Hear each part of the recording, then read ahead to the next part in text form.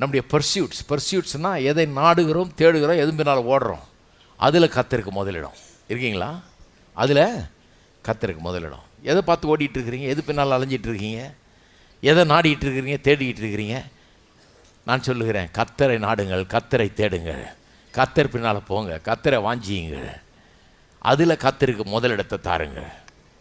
எத்தனை பேர் சொல்கிறீங்க அதில் கர்த்தருக்கு நான் முதலிடத்தை தரேன்? என்னுடைய பர்சியூட்ஸ், எதை நாடுகிறேன் என்பதில் இனிமேல் ஆர்டர் பண்ணிட்டு போகிறேன். முதல்ல கர்த்தரை தான் நாட போகிறேன், தேவனுடைய ராஜ்யத்தை அவருடைய நீதியும் தான் தேட போகிறேன். அதுக்கப்புறம் தான் மற்றதெல்லாம்.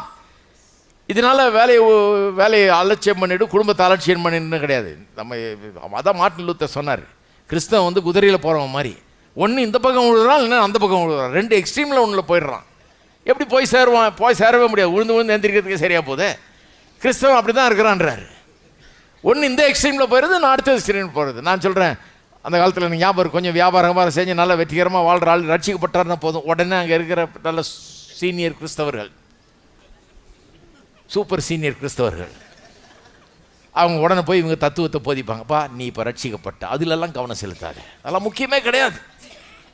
குடும்பமாக இதாவது நீ அதில் கவனம் செலுத்தாது, நீ வந்து வெறும் கத்தர்னு போ, இதிலெல்லாம் கவனம் செலுத்தாத அப்படின்னு சொல்லிட்டு, இனிமேல் என்னத்துக்கு உனக்கு பிஸ்னஸ், நீ தான் ரட்சிக்கப்பட்டியே, ஏசு சீக்கிரம் வரப்போகிறார், இழுத்து மூடு பிஸ்னஸை, இனிமேல் சம்பாரிச்சு நீ என்ன பண்ண போகிற, இனிமேல் இதை விட பெரிய வீடு கட்டி நீ என்ன பண்ண போகிற, இதில் நீ நல்லா வேலை செஞ்சு என்ன பண்ண போகிற, படித்து என்ன பண்ண போகிற, இப்படி தான் பண்ணாங்க பாருங்கள். இதெல்லாம் வந்து எக்ஸாஜரேஷன் கிடையாது, இப்படி தான் பண்ணாங்க. அதனாலேயே கெட்டு போனார்கள் கிறிஸ்தவர்கள்.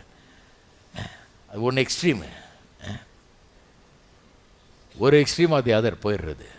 நான் சொல்லுகிறேன், வேலை முக்கியம், குடும்பம் முக்கியம், எல்லாத்தையும் கவனிக்க வேண்டியதாக இருக்குது, எல்லாத்தையும் டெவலப் பண்ண வேண்டியதாக இருக்குது, அதுக்கு நேரத்தை செலவழிக்க வேண்டியது. ஆனால் ப்ரையாரிட்டி லிஸ்ட்டில் எது ஃபஸ்ட்டில் வருது கவனிச்சிங்களா?